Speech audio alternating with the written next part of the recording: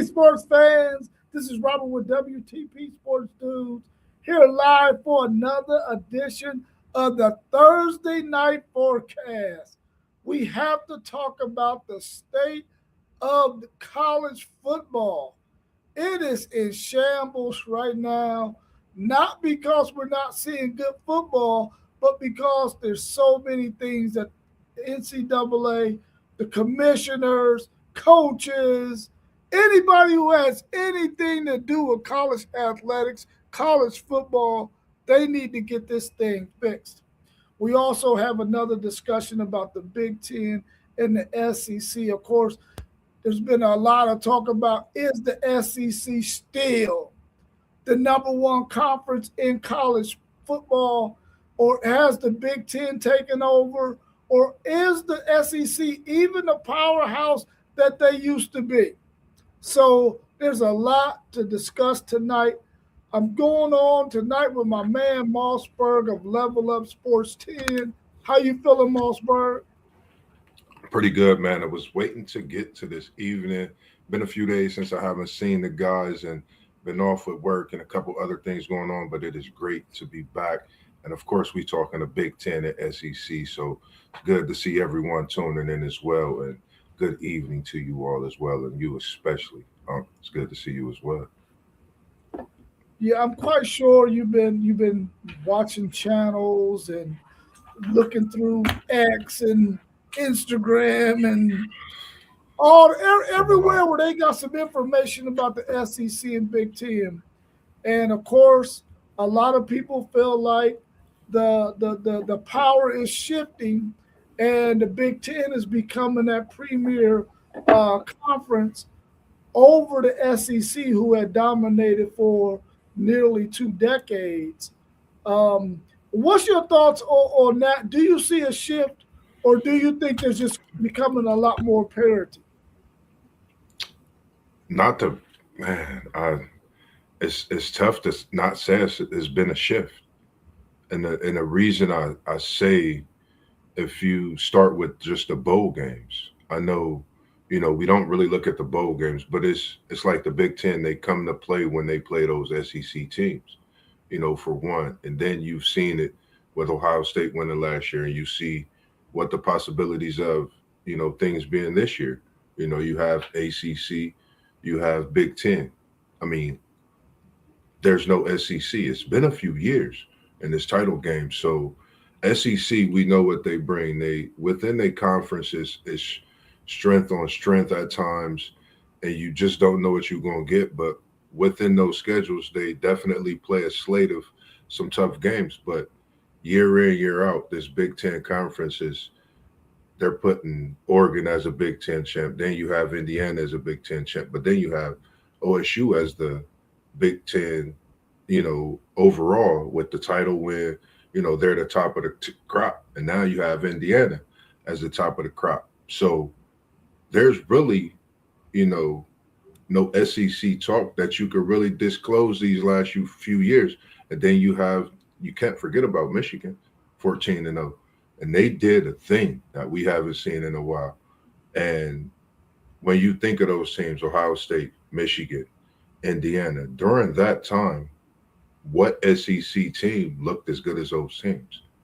That's one question we could really sit back and ask ourselves. You'll have to think of a Nick Saban era to match up a SEC team against one of those teams to really, take them off that throne. Just my opinion. But I say, with that being said, I think this Big Ten has a lot to say with this Big Ten SEC.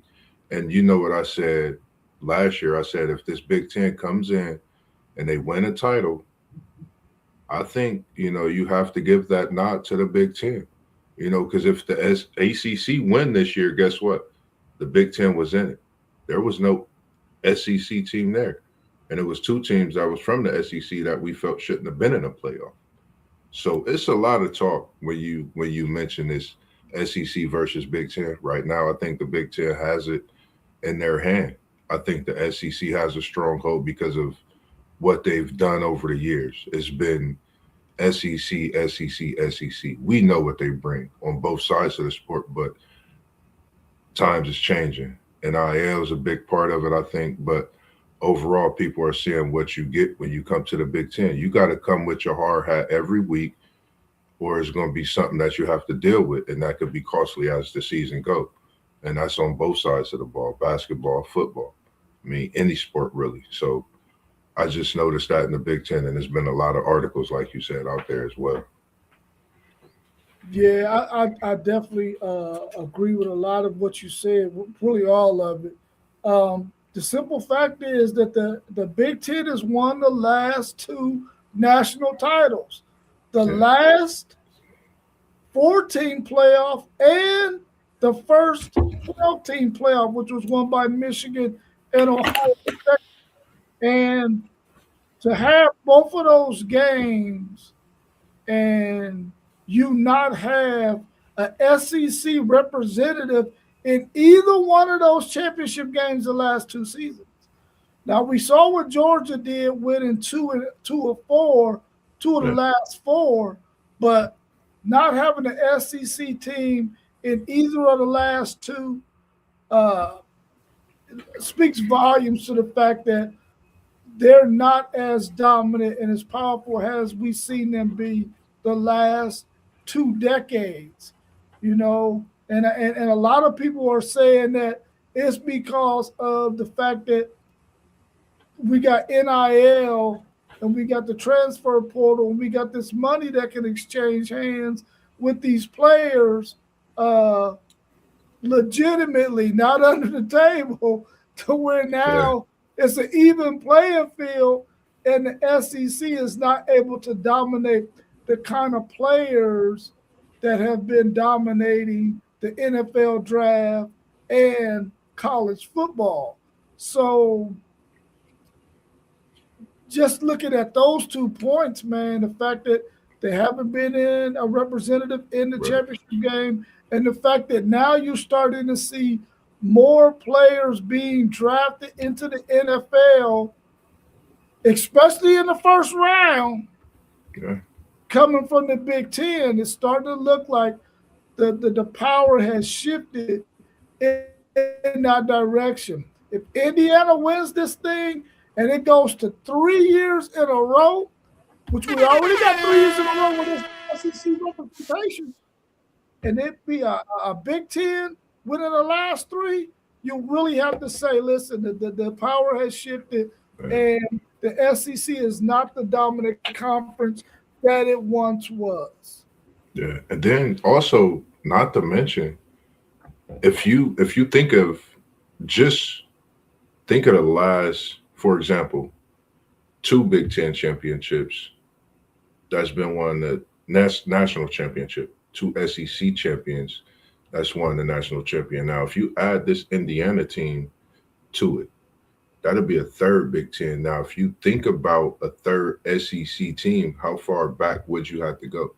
And then when you put those records together, I mean, the quarterbacks that you're talking about, and McCarthy, Mendoza, and Howard, we can all say what we want about Howard, but to lead a team through that gauntlet, as we've seen, I mean, it's historical. It don't get any better than that when you're talking college football. You're talking about at its pinnacle, at the height. So we can't negate that. And I think, like you said, that this Indiana team win, I think the Big Ten is the conference to top. I totally agree. I think this Indiana team is speaking very heavy on that to do with what the conversation is as well. How's it going this evening? City League TV, it's good to see you in the building. You on mute. You got your mic on mute.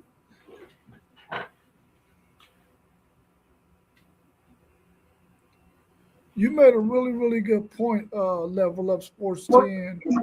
Hey, what's up, my brothers? I just wanted to tap in real quick. I saw y'all had one, and I actually wanted to get in and get on, but I ain't make it home in time. I just wanted to tap in and tell y'all I love y'all, man, and y'all know what the business is. Yes, sir. Love you too, boss. Yes, sir. Yes, Man, sir. I can't even feel my AirPods. Hold on, y'all. Let me see if I can get some.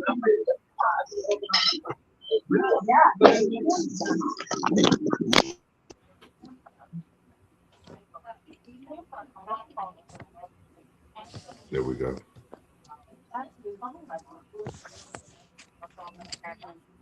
Can you hear me? Yeah, Yes, we sir. can hear you. Yes, sir. Y'all still can't hear me? Yeah, I'm we gonna can you hear come good. back in to see what happened. Yeah, we can hear you. He went out. Anyway, he got some technical difficulties. But you made Yeah. a really good point. Michigan wins it. Then Ohio State wins it. Now, if Indiana wins it, that's three different Three teams different teams. from the Big Ten who have won the national title consecutively in a row, bro. Yeah. This isn't like a Alabama dominating and then all of a sudden Georgia catches up and you sprinkle an LSU in there one time. This is three teams Yeah. back to back to back if Indiana wins this thing. I And then- think the dynamic has shifted, man, and the Big Ten has put the SEC on notice. And I think some of the questions we got in our chat relates to that as well. But let's get into our first question that we got in the chat, and let's get your thoughts on it. What's your take on the discussion to have a 9-game red shirt rule instead of 4 games? Is this the coach's way of getting to 5 years of eligibility? I think we hit it right on the head with that one. I think you said it right there. I think that's a way of getting that eligibility. Also, I did do some thinking, like just myself, putting myself, because I didn't play football. I played basketball. So I didn't play on the college level, but I've played against quite the competition at those levels and more. But being a college football, if I get chose to come on this team to be a kicker, punter, I can't remember how many kickers and punters, on the roster out of that 53, 70-something man roster. So if I'm there and I'm just snapping balls, I'm not getting the field, no turf. I'm not feeling no breeze on that field. At some point, I want to be able to do that. That's what I came here to do. I came here to kick the ball. Is it because of this portal that I'm not getting on the field, this other kicker coming in? What is it? So some of these things I do understand, I had to put myself in their shoes. So yeah, I do get it. Now, when it comes to stretching it to 9 games, that's kind of questionable. 9 games is asking a little bit. Okay, 4 games now. We've seen the situation with the quarterback and what happened with that whole disaster at UNLV, being undefeated, and then that whole debacle. And we've seen that translate throughout the season for them, and it's still going on. So I think that's something that you have to really bounce back from. 9 games is too much. Now, you got to know what you want to do. If you're that kicker, guess what? I think you need to go work on your game a little more. What are you doing to get yourself better? Those are some of the questions you would begin to ask yourself on the outside looking in as well, because certain positions you shouldn't have to wait till 9 games to determine something. You should be putting in that work in order to be on that field. So it's a 50-50, but 9 games is too long, I would say, to determine. Maybe a little less on the games. Outside of that, I think it's at least giving them a chance. Yeah, and I think these coaches they're pretty clever. You know what I'm saying? They're thinking to themselves, listen, we got these freshmen that come in who we try to build our special teams with kickoff return, punt return, and you get these guys some action, but they could only do it for 4 games, and all they really are playing is special teams at that point. They don't want to. They're saying the players don't want to burn their red shirt just playing special teams. So we automatically know that the coaches are being clever and trying to just say, listen, give these kids 5 years of eligibility, man. Yeah. You can come to college, you can play 5 years, but once them 5 years is up, then you got to move on to greener pastures. You know what I mean? So I think it's a good tactic that they're using to try to get up to 9 games, because 9 games to me is 2/3 of a season. That's a lot. Yeah, that's a a guy lot. gets to play 2/3 of a freaking season and still get the red shirt. Over the time. That's a bit much, man. I mean, remember it used to be you couldn't touch the field At all. or your red shirt was burned. Yep. So then we sprinkle in 4 games. Now they try to sprinkle in 9 games and try to use special teams as their reasoning. And I get it. And I understand it. Because I really don't like for people to have – I wouldn't want any player to have to burn their red shirt because they only really significantly play special teams. They didn't really play a whole lot defense or offense in games. So I get it. I do. But coaches – it's crazy. just go to the table with the fact that you won 5 games. You don't have to sit there and beat around the bush and kick the can down the street. Yep. Just say, listen, ultimately what we want is for athletes to have 5 years to play. Of eligibility. And leave it at that. You know what I'm saying? Because ultimately that's what they want to do. Yep. And the crazy thing, you know, that I know you don't really play the video games, but this take me to my video games. It's good to see you in here, Mr. Whitmore, Papa Whit, as we call you, man. Appreciate you tuning in this evening. I think of the video game, I'm really going to be locked in. And I know Zay, when he get a chance to watch this, he's going to say the same thing. This got me thinking I would put certain players on the special teams, on the video game. So what team is going to put some of these guys, if this go through, I'm going to look at the roster and see who's upgrading their special teams. Because if they on special teams and they could get a red shirt, are you starting to play some of these players to cover someone's injury until they get healthy as well? Like, it's so much that you could tackle if this go through. It's absurd with this NIL, how so many more things are starting to come to the forefront. And like you said, that was a great point. If you smelt the grass, if you went out there for a don't matter if it's a kickoff, if you run down the field, if you on that field, it's up. You gotta hit that weight room. You gotta go hard. So, and I hope that you get some time on the field. I wish some of those things could come back into play, to where I think, you know, college football, it would be college football at its finest. You know, let's throw away this red shirt talk, man. Let's get these contracts signed in the right way. I mean, we got so much to tackle with this tonight. Let's go, Unc. I'm loving it. If we not talking about Mickey D's, but I love your coffee. Don't sue me. Just give Moss Bird any coffee when he come through. That's all I ask for. Yeah. Good to see you in here, Papa Whitmore, better known as Wiz. Good to see you in here. Let's look at this next question, because just with these coaches having this conference right now, and I think it's probably going to be over, about to end it today. How do you feel about the Big Ten and the SEC seeming to be calling all the shots and having the power?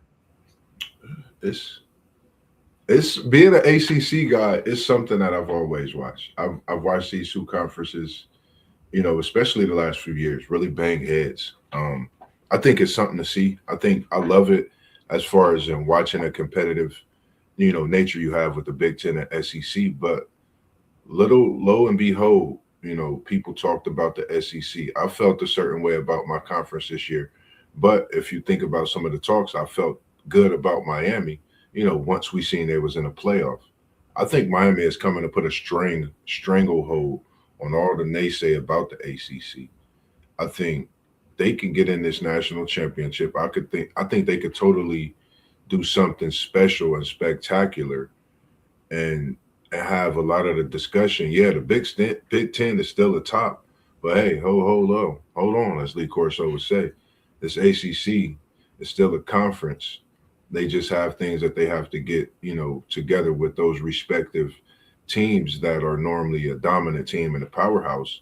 But I definitely think this Big Ten, the SEC, has everything right now on lock when it comes to college football, college basketball. They are college sports when you really think about it. You got to go through the SEC or you got to go through the Big Ten to win something big. Man, I feel like this, Mossberg. Of course, these two teams are just taking advantage of what they're allowing them to do. If you allow them to do what they're doing, they're going to continue to do it. And right now, it looks like the ACC and the Big 12 really don't have a real strong leg to stand on because they don't generate the kind of interest and the kind of money that the Big Ten and the SEC produce. So there are going to be instances where those two conferences might have to take a back seat behind the SEC and the Big Ten. But I think when it comes down to them trying to figure out the things that they got to figure out for college football as a whole, they got to have everybody in mind. The Big Ten can't be in there in the discussion only wanting to do things that's going to benefit the Big Ten. The SEC can't be in there having the negotiations for things that's only going to benefit the SEC. And then if somebody else has a really good idea, you don't go with it because they're not a part of the SEC or they're not a part of the Big Ten. I think that is asinine. All of us who watch college football, we want to see this thing, the ruling and everything to be pretty much the same across the board, especially when it comes to the Power 4 schools. So when you start talking about we want to guarantee 4 slots in a 16-team playoff, we want to guarantee 4 slots. Crazy. The Big 12 can only get 2. The ACC can only get 2. Miss me with that stuff, man. Give me the 16 best teams, and I don't care where the hell they come from. Yeah. Just give me the 16 best teams. I don't think anybody should get any automatic bids. I think it should be, if it's going to be 16 teams, give me the 16 best teams. I don't care where they come from. Yeah. Or if it's going to be 12, the same thing. I don't think that conferences should be allowed to, just because they generating a lot of money. I get that. If you're generating a lot of money, that means you're getting a lot of money. And we see that the SEC and the Big Ten is getting more money than the Big 12 and the SEC when they divvy up that pot. You get rewarded for that. But don't think that just because you generate that money, you also should get more than another conference. I don't think that's fair, man. I don't think it's fair. And I like what you said, because you make me think about the fact that, when you think of the NBA, when you think of the NFL, they have fans voting for things. You got fan bases in both, not just the SEC, Big Ten, but also the Big 12, the ACC, but also that Power 5. Those conferences nobody knows nothing about. A school over, let's just say over in Delaware, that might be 13-0. They got a fan base that could vote heavily on them possibly getting into the playoff. We never know.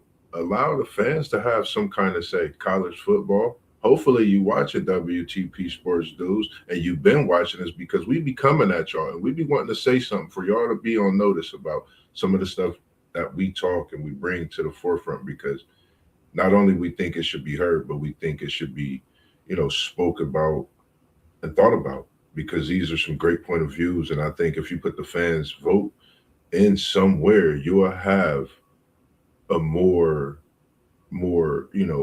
bird's eye view of some of the things that we see at our view. I think, why not?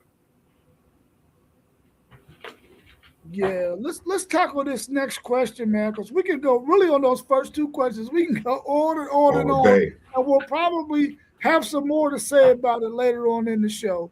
But let's get to this next question.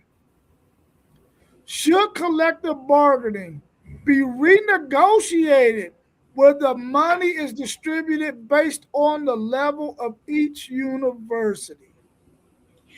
It's a deep dive. If this is because I think if I'm not mistaken, this is the one where we spoke where they have that new amount that they're just giving out. I think they definitely need to go renegotiate this. I think it's the only way. I think you have to get this right. You have to get it right. That way, there's no, it's no, there's no way that you not looking at it to see all angles. You got to look at every angle of this. You have to go back to it. You've not done the playoff once, twice, three times, but I think this may be the fourth time that it switched around, it seems like. So I think you definitely had to go back to the table and look at this, overview this to make sure you didn't take the wrong step.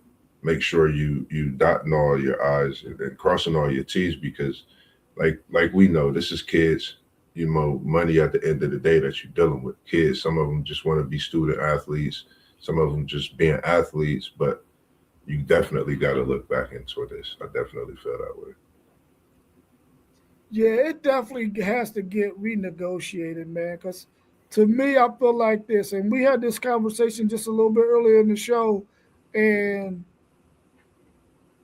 I understand that they want this. They don't want somebody complaining that you're not being fair or you're not being equal because this school isn't getting the same amount as the big schools.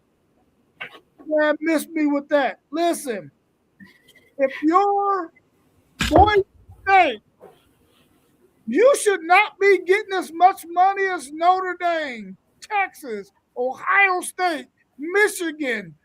Those big Power 4 schools, you should not be getting the same amount of money as them because you're not generating as much money as those universities are generating.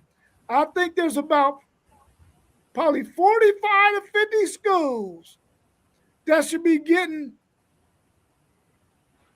a lot more than what everybody else should be getting. Definitely. Everybody else, you got 136 programs right in football. Yeah. All 136 of them should not be getting $22.8 million. No. Makes no sense. They're not even generating that kind of money to even get that kind of piece of the pie. But I would rather see it go to those 45 to 50 schools.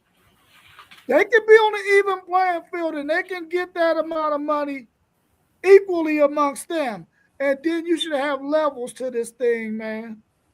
And you get your amount of money based on whatever level you on. Because no matter how much money we give you, you're only going to be able to compete at that level.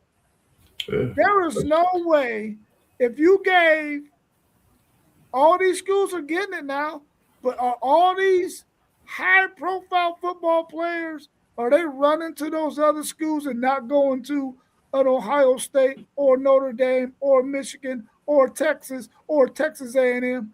No, they're still going to those big schools. Yeah. And they taking a bag. Yeah. So I think they need to renegotiate that thing, man. Because like I said, there's only 45 to 50 schools that should be getting top-notch bread. And then it should be levels to that thing, man, where you fall in right here at this level. This is how much money you should be getting. Because it's just not fair, man. It's just not fair for everybody to be getting the same amount of money. It's just not, in my opinion, but that's just my opinion. Like, I don't really know how much alumni gives back, not to pick on anything when it comes to that. Like, I know, for example, how much I volunteer and put in time for, being at the rec center, coaching basketball. Like, I think if we tap into that, I think some of these universities, instead of getting this 22 or whatnot, I think if you have those alumni that are well off and have a few dollars, tapping into those universities, I think that could bring that level up to where they can get to that point. I think that's why you see a Texas, for example, Ohio State, schools like Alabama, you see their alumni pouring into, and you get that out of, those schools. So I think if we had that out of some of these smaller schools, nothing against them, not that they don't have it or it's just picking on them, but I think we'll start to see a more, development in that to where you won't have to look at a renegotiation. You'll have things set in stone to where you can make those ends meet. So, great points as well. Yeah, I just think that however they come up with this stuff, I think they gotta stop feeling like they're offending somebody. Yeah, Because before they had collective bargaining agreement, they weren't getting $22.8 million. And now that they got it, they get it. I know they're happy for it, but at the same time, they haven't really necessarily earned it or deserved it on the same level as some of these other schools who really generate the money. Is my point. yeah. And I I haven't want heard about everybody no to get big a piece of the signing. pie. I just don't think everybody should get the same piece or the equivalent amount of the pie. About That's all I'm yeah, saying. makes sense. What month do you think National Signing Day should be? These is high school athletes signing for college. I want that joint the first couple weeks of January. I want New Year's to be a banger. Your team might not be in a playoff. You want to see something big. I would love to see it in the first few weeks, January, at the latest February, man, because college football and how they do things. But I say January, first 2 weekends of January should be it. I think that there's a dead period in college football. I think after spring ball, there's a dead period that goes all the way, I believe, into June before they start winter workouts. I think somewhere in May, and I don't know how they're gonna make this work, but if you're ending your junior season and you're going into your senior season, I think you should be able I think they should sign national letters of intent then. Uh, Now, I know that people are going to say, well, what if a kid get injured, and should you still have to honor that signing? Yeah, you should still have to honor that signing. It's just the nature of this thing, man. I don't think that. I like your point I, because you I you don't make know, them. man. It's difficult, man, to even because that's what the major problem is in college football Yeah, is the calendar. Like Nick Saban said, the calendar is it's jacked up. crazy. You Yeah, know what I'm saying? The calendar is yeah. jacked up, man, and they just are trying to squeeze too much in during times when there's too much going on. Yeah. So I don't know if signing in May after or even early June when your high school day is over, I mean year is over with, in between your junior going into your senior year is a good time for them to sign or not. Because I know signing after your senior year is up is not going to work It's because not then gonna you got work. guys that want to come. They want to come into school early. They don't want to have to wait until the summertime to come to the university that they want to play for, especially when they've already done the requirements high school wise to be able to come in January in that winter semester. So I like your thought because I think like one word that I think about is something that I've been going into this new year with, not a resolution, but just different, months and looking at things, accountability. I think this gives them accountability. You at that age where, you gotta hold yourself accountable, and it brings that loyalty as well.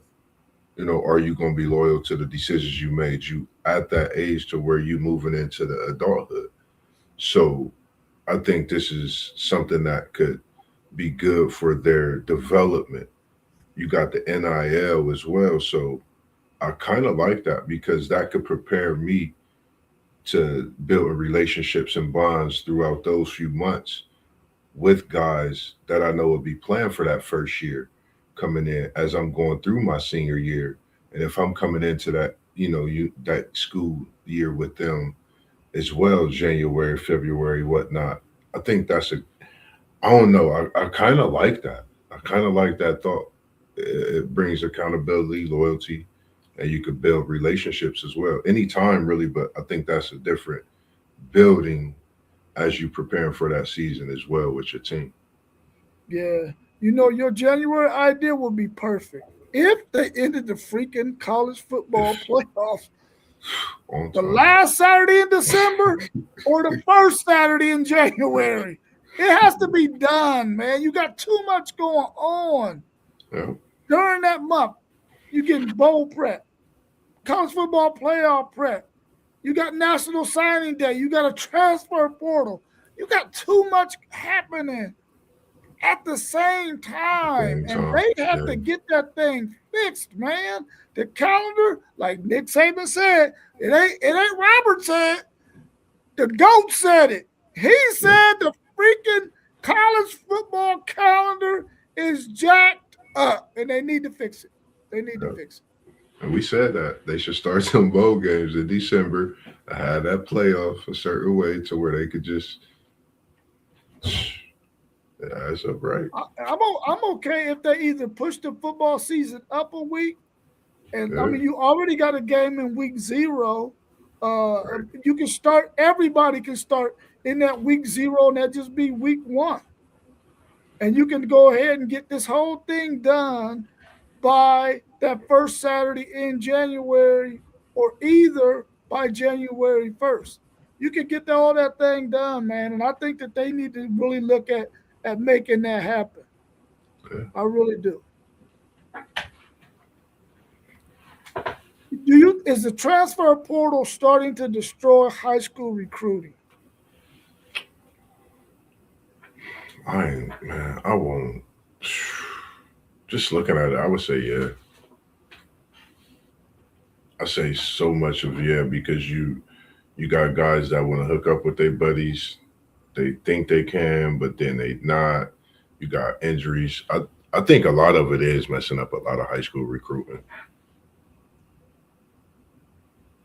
Yeah, NIL probably need to be in that question with the transfer portal as well, because I think it's a combination of both of them that are starting to make high school recruiting a little less important, because the reality is this, and we've seen it just recently in this transfer portal that's still going on right now. You went out as a university and you signed a high-profile player who you gave X amount of dollars because you was in a bidding war for this fella. You was in a bidding war with probably 2 or 3 other high-profile schools. Yep. The number got ran up as high as you wanted it to go. You end up getting him. The other 2 might have said, I'm stopping at 600,000. I can't go beyond that. Yeah. You go 650.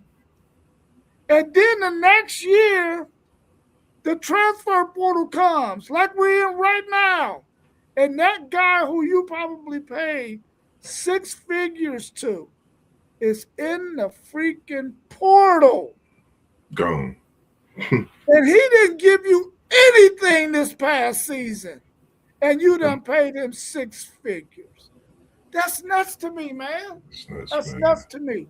And I think the way that thing is going, high-profile teams are going to say, listen, if this guy is going to be somebody that's not going to be able to touch the field for me right now, I'm not spending big money on him. I'll go after him in a year or 2. As opposed to giving him some money right now. I can use that money on a more experienced player who has played a lot of football and I could be a 23-year-old roster like Indiana.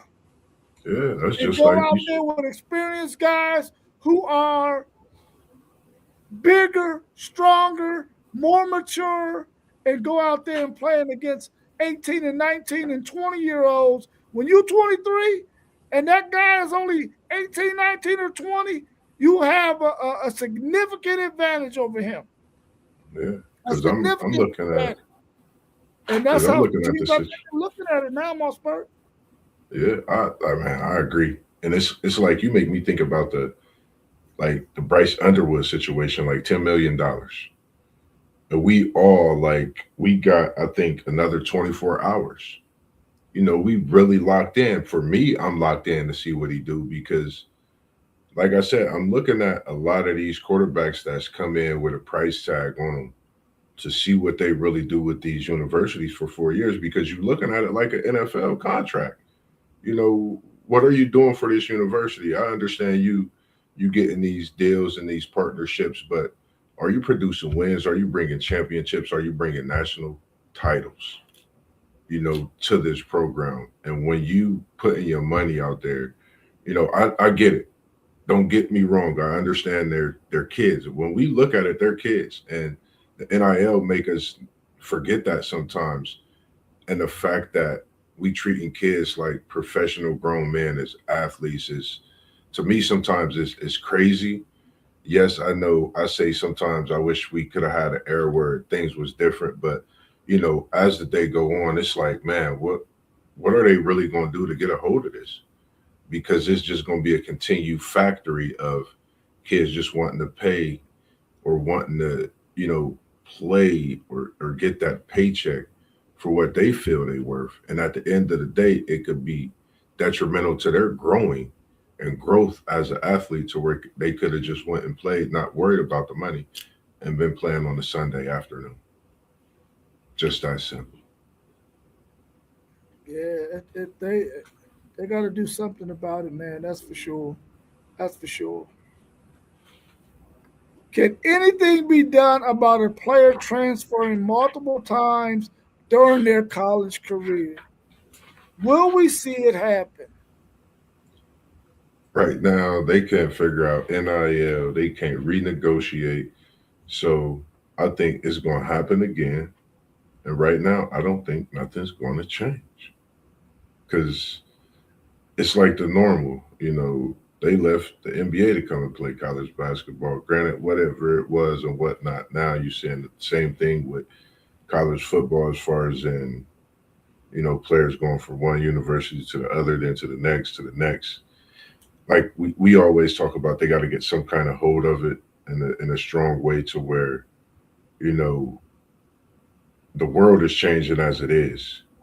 We don't want, kids to feel like they could just do anything because, they still have a long life they have to live. At the end of the day, it's a lot that we could talk about with this, but it's like, what are we teaching them at the end of the day after, being an athlete? Are we teaching them to be students or just athletes at this point? We're forgetting about student athletes. So I think it just definitely need to be addressed at this point because it's seems like every month it's a new rule and it's not making sense because the last rule hasn't been, completely figured out or ironed out to where it's a whole another one coming into play and it negates the fact of the other one you haven't figured out. And until you figure that out, you can't complete this new addition that you're trying to put into play because it's not going to make sense at all. Like it's so confusing sometimes. Yeah, man. I mean, that's six straight questions, man, where we're talking about college football and issues within the whole entire system of college football right now, man. This is the sixth freaking question. And we're talking about having can something be done about all this transferring multiple times? There are players, man, who have transferred four times. I think there's a guy out there who's going to maybe his sixth or seventh school. Like, for real? I mean, come on, man. It's insane. That makes no sense. Now we all know that there was a rule in place years ago where if you transferred, you had to sit out a year. That kind of ruling needs to come back. There's no way that we can continue to allow players to just keep on jumping from here to there to everywhere. I think that if you sign a national letter of intent to go to a school, you should at least have to be there for 2 years. If you can't find a playing field after 2 years at that school, then you should be able to transfer one time. Yep. Now, maybe if they're going to go to this 5 years to play, you might get 2 times because maybe you might graduate after year 4 and you want to go somewhere else. So maybe you might get 2 without being punished for it. After you graduate and 1 after your first 2 years, but you should have a 2-year commitment to that university that you signed your national letter of intent to. And once you transfer to that other school, they should get a 2-year commitment. You know what I mean? So you got a chance to play for 3 schools if they go to a 5 years of eligibility. You got 5 years to play. But if it's still going to be 4, you should only be able to go to 2 schools. The one you initially went to out of high school, and then your 1 transfer. Yeah, especially if you at the Division I Power 4 level. I think you shouldn't be allowed to just be going willy-nilly all over the place, jumping in the portal just because things didn't work out for you. You got to do your homework, young man. You got to do your homework, young woman, and decide what's the best fit for you, because that's where you're going to be for 2 years. Yeah.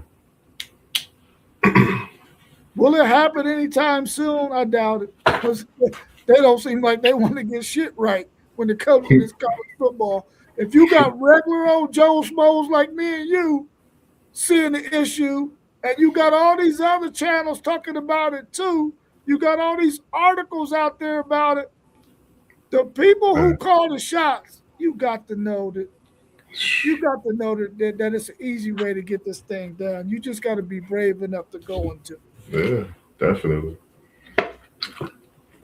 Get some balls, as we'd tell them in the hood. Yeah, you got to get you a big sack of something. And I ain't talking about no marijuana. Should college athletes become employees? Will that help with multi-year NIL contracts? I mean, we already looking at it. I say, why not? We have to do something. This is, like you said, it's crazy because we have so many different takes on everything that we talking about when it pertains to all of these topics on college football, college sports. But I think we have to do something. And what I mean by that is if I'm paying a certain player $1 million to have this sports drink or take whatever it is, like, you have to have some kind of sense of signing some document outside of just signing this paper for money. Give them some kind of stability, some kind of accountability to where they could be loyal to what they're doing, so it could teach them the steps of growing as well. You know, I can remember watching a documentary about pro athletes, some of the older school guys, and talking about how they had no knowledge of even reading or writing. That's insane, to have all this money but not know how to read and write. I think it still goes on today. It still goes on today, and it's something that's not noticed because there's so much money going around in the air. So let's put the money down. You know, y'all say put all these other things down. Let's put the money down when it comes to these college kids. Let's see what's going on up here. Let's teach them a little something more than they already going to sitting in the classrooms and being taught, to where we could see different ways that this could be approached when it comes to the NIL, when it comes to the transfer portal, when it comes to being a young man, understanding that a coach is going to yell at you. Don't run away from that coach. Understand that that discipline comes. The hard work that you put in is what you're going to get out of it. That coach that's getting on you, if you let that coach get on you and if he's teaching you something that you're not used to, guess what? Learn from that. Now you would know certain things, but it's crazy how this stuff is, man. They got to get a hold of it. I think they got to put them under some kind of contract only for it has to be better. Yeah, they definitely have to. I think they're gonna have to make them employees, man, and then that way you can get you a a players association where they go and they sit down with a in the CBA or whatever they call it, and they could go in there and negotiate things for their employees in terms of healthcare benefits, all that kind of stuff, contracts, multi-year Yeah, contracts, all of that stuff, man, because as long as they are not employees, they can just go willy-nilly like you see them going now. But I think once they become employees, you could have them under binding contracts, man, that keep them from having so much movement. I think that's one thing that the NCAA or college football or college athletics, period, have to do is they have to limit all of this freaking movement. It's way too much freaking movement going on. You know why? Because there's no accountability to contracts. We just seen Demond Williams of Washington and his whole situation where he signs with Washington. But the minute somebody comes through the back door and offers him more money, he's willing to jump in the portal. jump in the portal. Yep. But when Crazy. you got an employee that somebody tampers with, now you can take them to court, and now you can get compensation for them tampering with your stuff. And I think once that kind of stuff starts to happen, then you'll cut out all of this backdoor stuff that some of these representatives and these agents who may not be totally qualified to do the job, Yeah. you keep some of that stuff from happening because the reality is those people are trying to get paid too. So they trying to do whatever they feel is in the best interest of their athlete. And many times they are willing to do some underhanded backbiting crap in order to get it accomplished. And I don't think that's cool. So I think once they make them employees, they can start to negotiate all of that other stuff that goes into Yeah. having an employee, which will make those binding contracts, man. And then that way you can have your two-way buyouts where, okay, yeah, you want to get out of this contract with us? Well, you know what you gotta do, right? It's a buyout in this contract. You Yeah. fork up that money right there, you can go on about your business. And the same thing with the university. You know what? You haven't been what we expected out of you here. You're probably not going to get to play next season, but here's your buyout. We're going to pay you to go on about your business. Yeah. That's the way it's Yeah. going to have to happen, man, in order to start to have movement that happens because of both sides feeling like it's in the best interest of both sides to do so. And like you said, I And think that compensation is being given to one side or the other because of the movement. yeah, and it'll halt that movement, like you said, and it'll hold them accountable. Because if you like, just thinking like, if I'm getting paid 4 million, whatever this NIL is for 4 million, now throughout my contract, if my buyout is a million or such and such or whatever, within that NIL, I'm sure that 4 million that you getting depends on certain things. And when you getting bought out, someone's not going to want to keep that NIL deal going because that, boom, there goes accountability, there goes loyalty. So I think that's making them, like we say, be accountable for these things, which you have to start doing.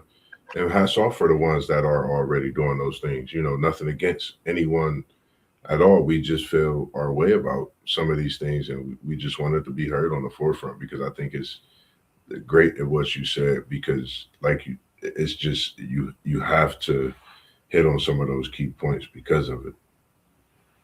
Yeah, I mean, because if a player has a contract, bro, and they ball out, and they know that next year I'm only going to get $4 million, but I just balled out, and I know they want to give me $6 million. My buyout is this. Let me go ahead and pay this university so I can go over here and get this $6 million. Mm-hmm. You know what I mean? So I get it, but it has to be a contract where you got a two-way buyout in that thing, man, where whatever side, when you part ways, gets compensated because of the departure. That's all I'm saying. That has to happen to make it at least fair. But you got contracts and stuff that allows that to be able to happen. But I think it all is going to start with them becoming employees first. Agreed. Do you have any other college athletic issues that need to be fixed we haven't discussed today? One in particular make me think about even back to my high school days. What happened to team shoes? Wearing the same, whether it's brand, same shoe, everybody on the team, you're not running around with different color shoes. Like, I loved it when I was in high school. We wore Team Jordans, and that was our thing. We had the same shoe. Nobody was able to come out with the different shoe. If you didn't come out with that right shoe, trust me, your minutes was stalled. That's one thing for sure. But when can we get back to some of those things? They look at the flair and the jerseys and all this money. Who's gonna be the teammate? Hey, I'm about to go to Foot Locker and get us these team shoes. This is what we rocking within our contracts of what we got. We all wearing these. I would love to see that. Like, I haven't seen it in a while. Yeah, and I know you probably got some shoe companies, some brands out there that feel like, hey, I want to market this individual. But when it comes to the athletic gear, it should all be uniform, in my opinion. I think it should all be uniform.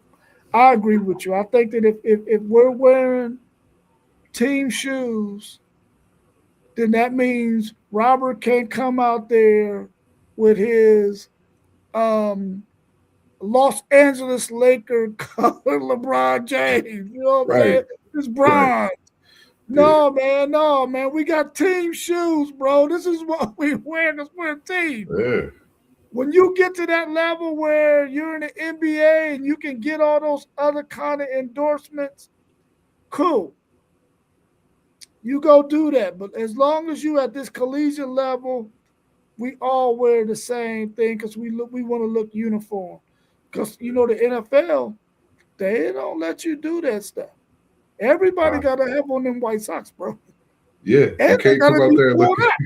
And they got to be pulled up. The NFL ain't playing that stuff, man. Ain't none of that jersey out. Everybody can do that. Yeah, man. They ain't.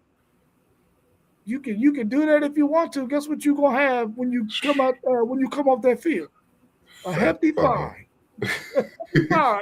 That's what you gonna have. Fine is, man. It's gonna be nice too. Yeah, so I definitely would like to see that. But some other things, it's a whole lot of stuff that needs to be fixed in college athletics because I like I said many times, and like we said many times on our shows, the NCAA had an opportunity to get out ahead of this and point this thing in the right direction. But because of greed, they didn't do it.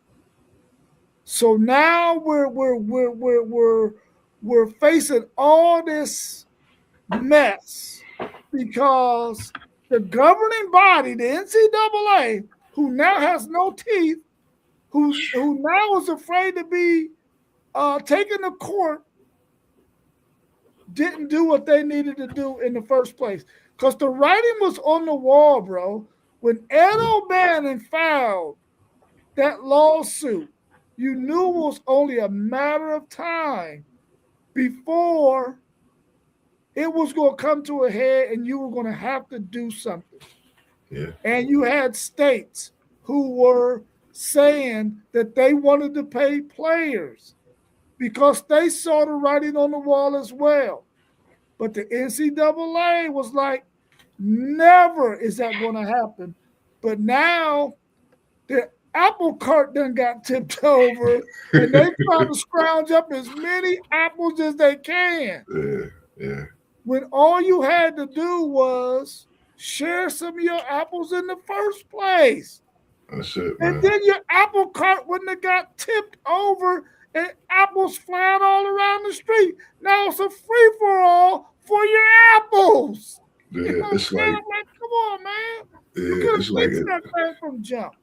From the jump, because it's like they got a cart full of apples, like they was building this apple, and it started to bust. But as it was busting, the apple stayed within their acre. They ain't let it get out their acre.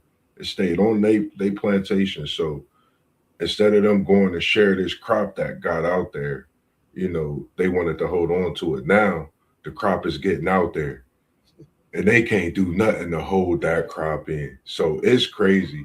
And I had learned that from someone that did a demonstration for me, and it made sense, you know. So I just thought of that as we was talking about this, and that's exactly what this NCAA looked like. It might be the great debacle in a few years from now, man. Like watching what's taking effect now in the stronghold on them, they really can't do nothing with it, you know. So it's insane.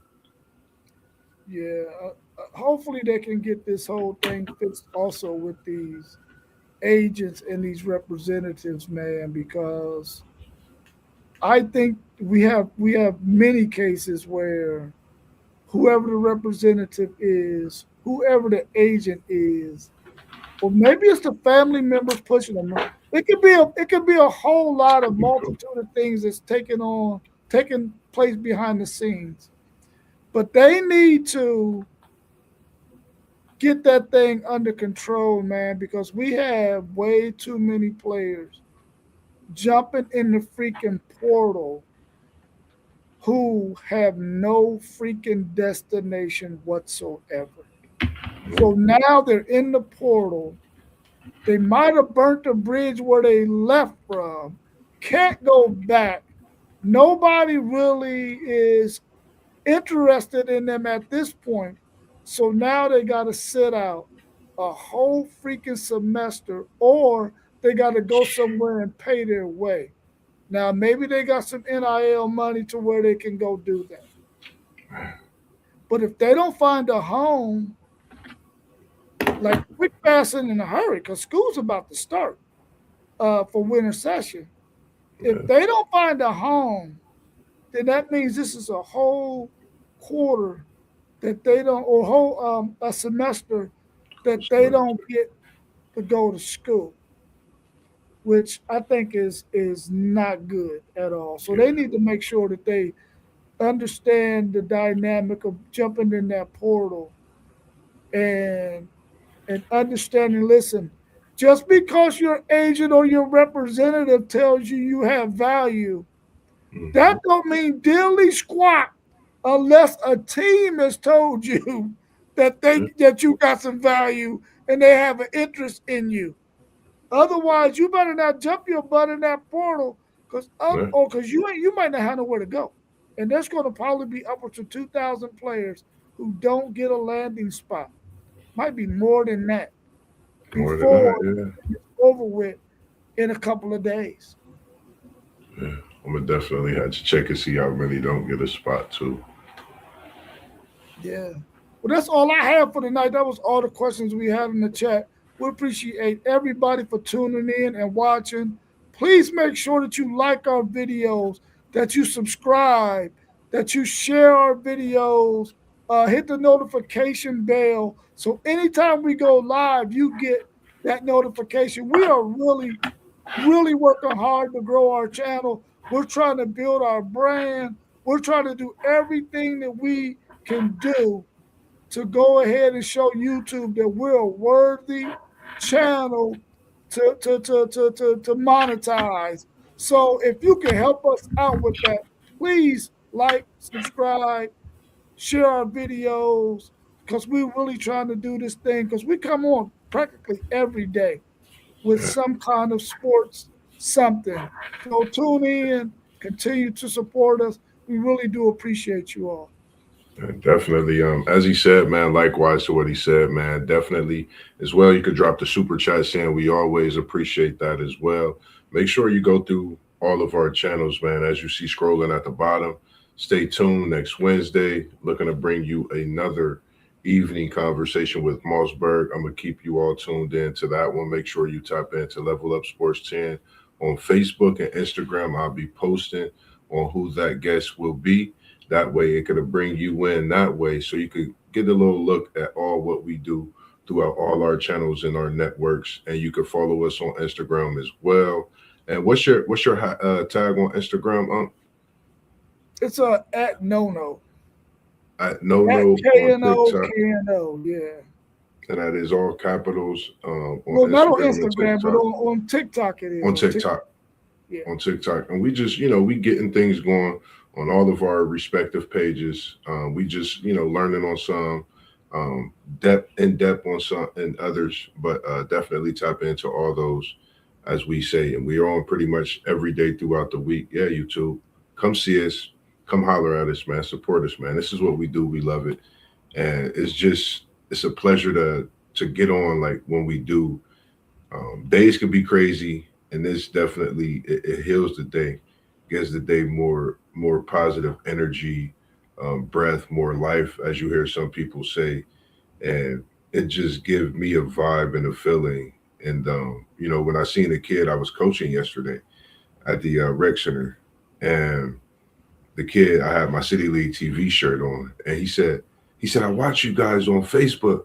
You were at the basketball game, and like almost cried. It was so much emotion within me, because I'm like, wow, this little kid who I seen at my uncle's retirement party. I see him again, this time inside the gym, and he was just outside playing at the playground, but he's in the gym this time. So he's getting comfortable with the area now. And as much excitement as he had, that just made me know that I touched his soul, and him seeing me. But what we do is touching souls out there. And that's what we try to do. So make sure you tap in, man. If it's you that's out there with a conversation. And as I said, I'm coming to you this year with my story as this weather change. I'm going to be documenting certain things, posting them as the story comes. Just stay tuned. I'm not going to tell you the time, but as the Lord do with my time, tell me when it's time to do things. It's going to be when he say so. And it's going to be coming live to you in different ways and different parts and sorts. So definitely stay tuned in for that this year as well. All right, cool. All right, thanks for joining me this evening, Mossberg. I'll catch you on a little bit. Enjoy the rest of your evening, and we'll be back again tomorrow and Saturday and Sunday and Monday. Yes, indeed. It was in the building, as T1 say, we was in the building and we out. And now we out. All right, peace, nephew.